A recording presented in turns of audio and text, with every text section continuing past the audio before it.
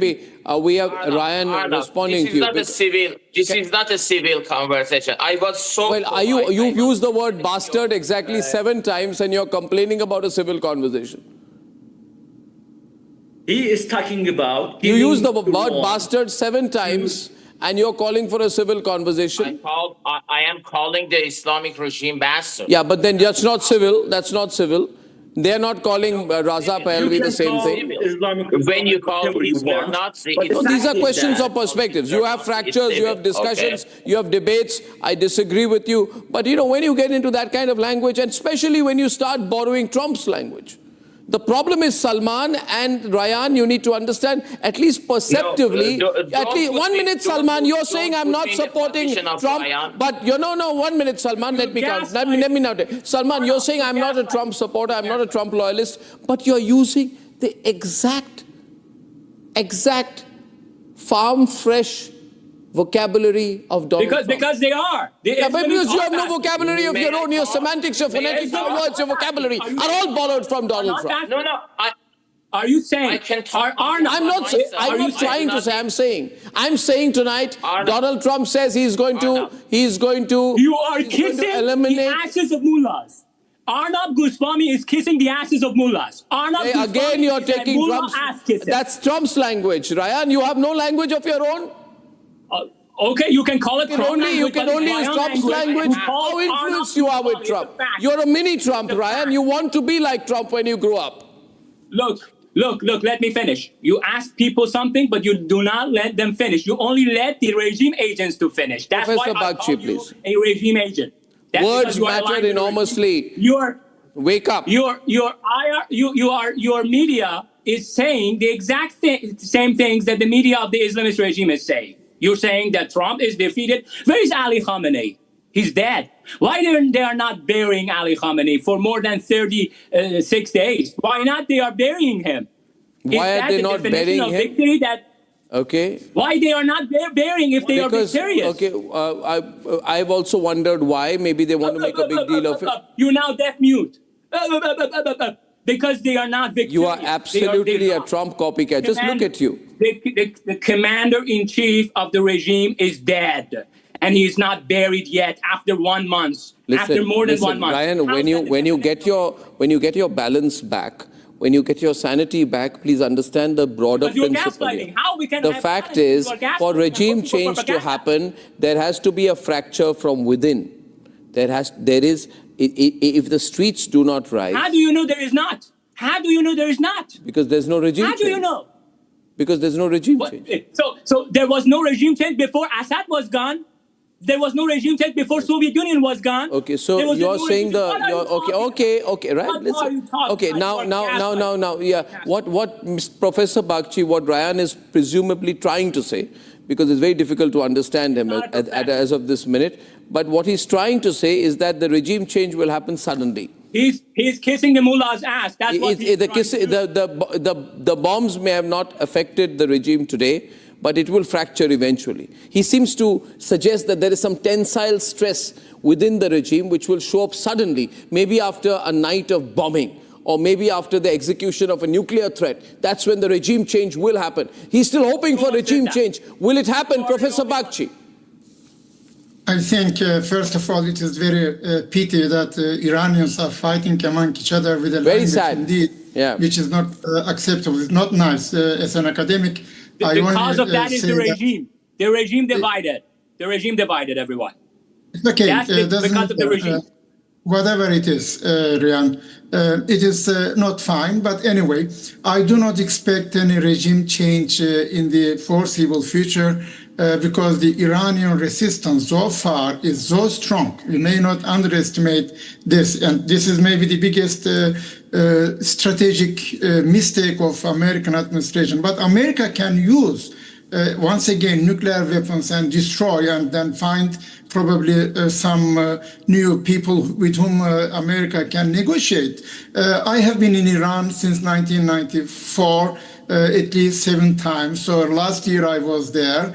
Also, the thing is here, both sides at the moment occupy the world's mind that we are very much concerned that these two countries, America and Iran, will bring such a calamity, such a problem to the world that we will suffer under this, the entire world, economically, politically, psychologically.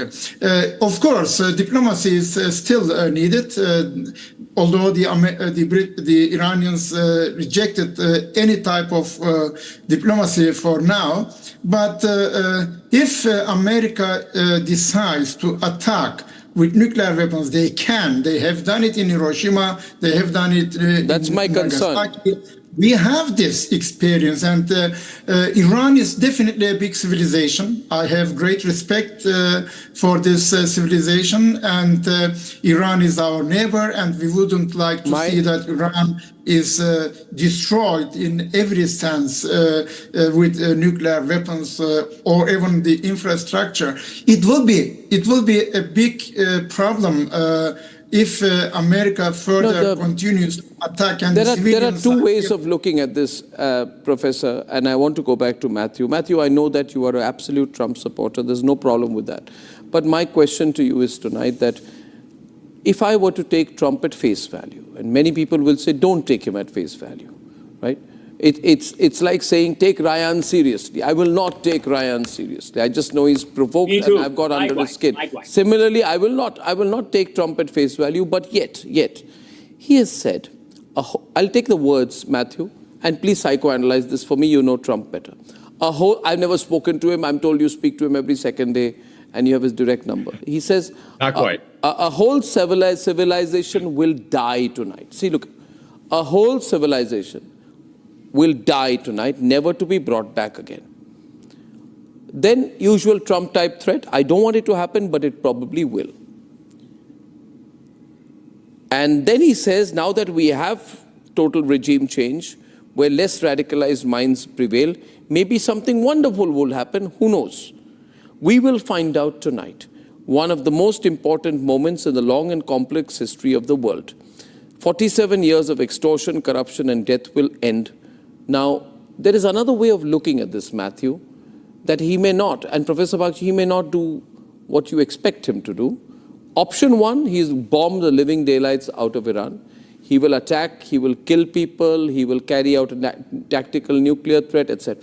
Second, he might pull a rabbit out of a hat, bring forth some person, and say that he is going to be ruling Iran. Whether he does so in exile or so doesn't matter. He may just make a tall claim about regime change and get out of there.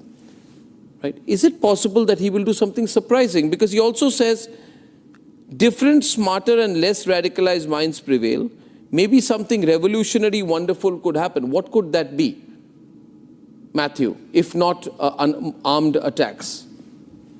Arnav, by the way, I've done a lot of your shows. This has been the most spicy and entertaining of them because the stakes are very high. And look, obviously, I understand why people's emotions are running. And, you know, we were talking about the 14 million possible human shields. One thing that we know, obviously, again, there's no functional internet for basically 95% of Iran. We do know there's 35,000 fewer potential human shields. These are, of course, the people who were gunned down when they were protesting, you know, something that you can do in the streets of America for and against Trump very easily. So I interviewed Trump again on Sunday, on Easter. And I think you've got to look at this. You can look at this narrowly. Let's say, first off, the unmitigated success of the operation where we sent in our guys and gals to rescue one airman and suffered zero casualties, completely humiliating the Iranian regime in the process, showing the infiltration that our special forces have in Iran, and then looking more broadly at the success with what happened in Venezuela. Now, I don't think that the illegitimate communist vice president of Venezuela will continue to be the one running the country in perpetuity, but the lesson that I think Trump drew from that is if you do a decapitation strike, in this case, it was exfiltrating Maduro, extraditing him, arresting him, taking him to New York City. In the case of Iran, obviously, it's killing the Ayatollah, replacing him with the gay Ayatollah, and then killing the other 40 possible successors. You can have someone else come in and make the country more stable. Who is that going to be? Look, honestly, I'm not going to pretend to know the answer to that. But that's why I think Trump feels emboldened right now is we completely took them to school. And but we'll see what happens. They don't want to. I just hope he doesn't use words like bastards, kiss my ass, Macron's wife beats him up, Pelosi is a sick woman, Ilhan Omar's brother became her husband, and that kind of careless Epstein-type talk that he's used to. I thank you all very much, and Ryan, till better days prevail for you. Don't get angry. Don't get angry, Ryan. Stand with the people of Iran. I thank you very much. And ladies and gentlemen, I was told about a nuclear threat tonight. Is that going to be so? What can he do? How far can he go? And can